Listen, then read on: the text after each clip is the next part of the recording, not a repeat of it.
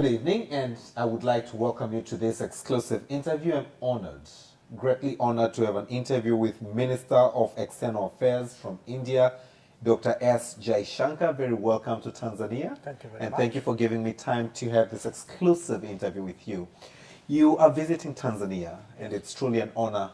We are Tanzanians are honored of your visit. Would you kindly tell us briefly about your visit to Tanzania? Well, you actually catch me in the middle of my visit.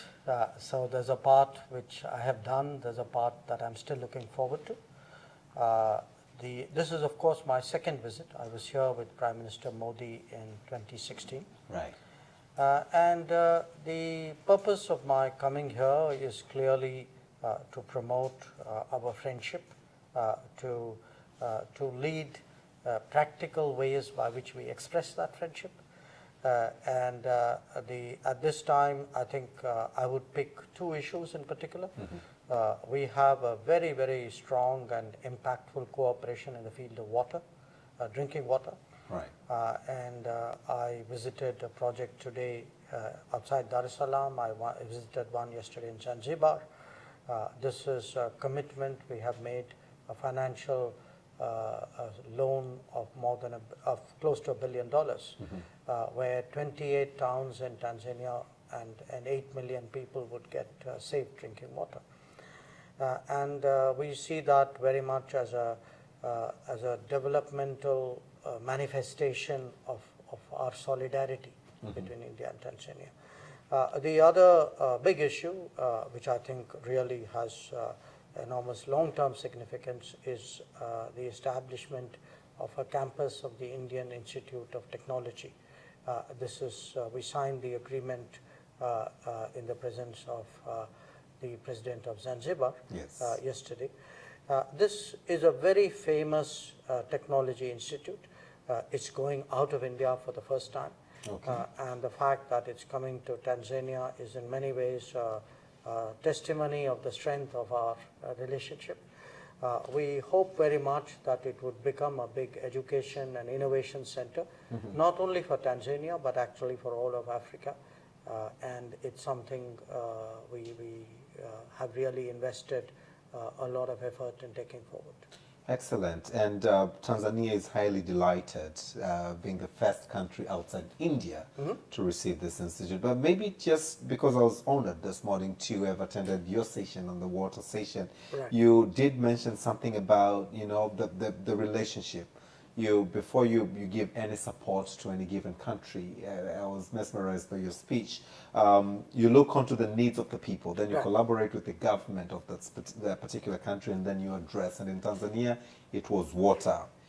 And I must say, from my record and my memory, engaging with the Indian High Commission here in Tanzania, many Tanzanians, as well as many people across the world, just come to India for medical reasons. Do you have any other plans other than the water and ICT to look onto maybe fields in the medical sector as well, probably in the future? In a way, I would say foreign policy is very much an exercise of the mind. Right. Okay. You strategize. Every country strategizes. You calculate. You kind of assess friendships. Okay, what do I give? What do I get? But where Africa is concerned, and particularly countries like Tanzania are concerned, for us in India, it's also very much a matter of the heart. We are post-colonial societies. We are part of the global South. We have struggled for freedom at about the same time. So for us, how Africa is doing is very much, it's very much part of our own story. Our story doesn't stop at our shores. We have always stood up for independence movements and liberation struggles in Africa.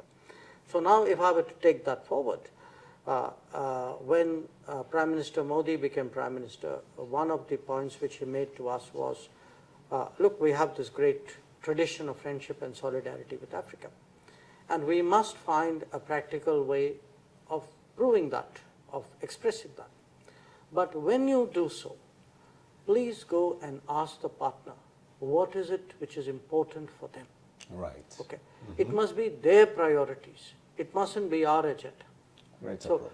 and at this time, when we look at Tanzania, we had some previous collaboration in the field of water as well. But once Prime Minister Modi assumed office, we have really scaled that up. Now, the same in a way with technology. Now, we see that, for example, in the field of health, that it can be sometimes a gesture of support. I mean, we are soon going to be gifting 10 ambulances. Oh, wow, okay. But if you are to create a long-term sustainable system, every country needs hospitals, every country needs the human resources, you need medicines at an affordable cost. Right. And we are today building a cost-effective health system in India, Okay. just like we are doing a big water mission in India. So as we are sharing our water experience, maybe in the future we could be sharing our health experience or our digital experience as well. We look so much forward to that. Your Honorable Minister, one of other things that Tanzania really takes pride in interacting with India is the trade relationship that we have. Yes. India remains one of the best partners that Tanzania has ever had for the longest time, traces back even before independence. Sure. How do you how do you see that grow in the coming years? Today, 98% of the tariff lines of Tanzania have duty-free access to India. Okay. We are your biggest export market. We have some shall I say, difference of opinion of what exactly is the quantity of our trade. Our calculation is higher than yours, but doesn't matter. Whichever calculation you take, Right. we are your biggest export market. Okay, you are among possibly the biggest export market for us Right. in Africa. Now, one part of it is to make it easy to export, but it's not only the rules and regulations. We have to create more activity. We have to get more businesses to commit investments. So part of what I was doing today was also, I got along a business delegation. We had them interact with Tanzanian businesses. We had Indian businesses who've been here a long time sit also in the room and say, this is our experience, this is why you should come to Tanzania. Right. Because look, you have political stability, you have rule of law, you have today an increasingly investment-friendly outlook. We would now like to see that translate into acts of confidence by business. So how do we grow trade? To grow trade, we have to grow investment. Absolutely. And I'd like to do both. This is an exclusive interview with Dr. S. Jaishankar, Minister of External Affairs of India, and we're looking onto the bilateral relationship on his visit to Tanzania. Honorable Minister, we are also noticing new developments, of course, in the lines of defense and education. Sure. You've mentioned about the IIT. Maybe you want to highlight on the defense side. Sure. It's interesting. My visit also coincided with that of a ship from India. All right. The ship is a ship called INS Trishul. It was in Zanzibar when I was there, and by the way, it's just out in the bay. Okay. You can see it from this window. Oh, wow. Okay. And the ship visit is an example today of how much our defense cooperation has grown. We have actually a military training team here, has been there for some years. We have helped to work with your command, and staff college to develop a more active, more contemporary curriculum. But I feel that today India is increasingly a producer of defense equipment. Okay. And what we make would in many ways be more relevant, given its upkeep and maintenance. So we would really like to see a day when the Tanzanian Defense Forces actually look to Indian equipment in a more practical and a sustainable way. It's happening a little bit with some of your neighbors, but I think for us, Tanzania is such an important partner that your decision there would be very crucial. On education, I must tell you, I've just been amazed at the number of Tanzanians who have done either long-term or short-term courses in India. Absolutely. And it started with my arrival yesterday in Zanzibar. At the airport, I met people. You know, when I was meeting with the ministers of the cabinet of Zanzibar. And today, we just come out of a function where we had an alumni association of people who've studied in India. We are doing about 770 scholarship offers a year. It's our biggest offer in Africa. Wow. But it's something, you know, this is one area where you don't stand still. You know, every year there's a new subject or a new focus. Today, for example, there's a lot of interest in cybersecurity. There's interest in bioengineering. So we would like, you know, Tanzanian students to go there.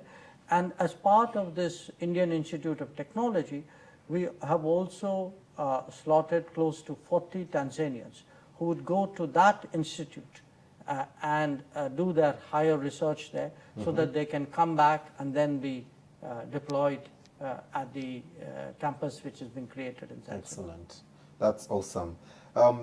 Honorable Minister, allow me to slightly just for one question go on a global scale, Sure. whereby I'm delighted to also have learned that India chairs G20, and you've been championing the global South. Right.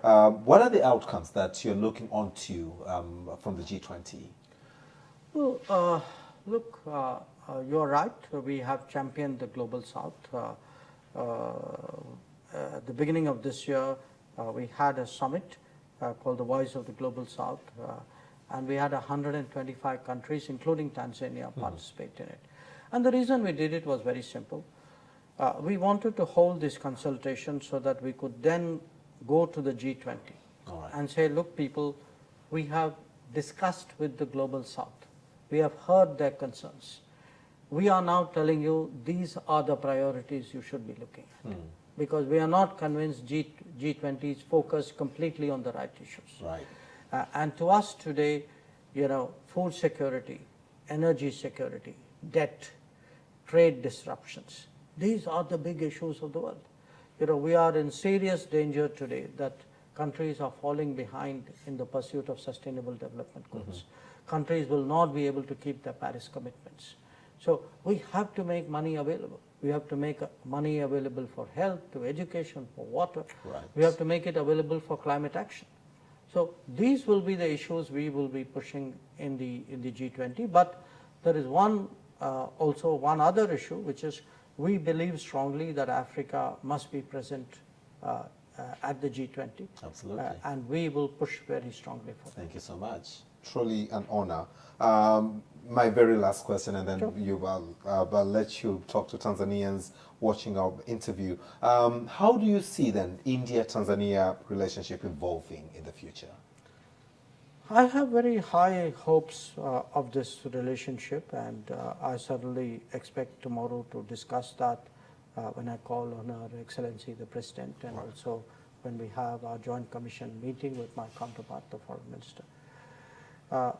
We believe today that, you know, the rise of Africa is the next big step, which has already started in the changing global order.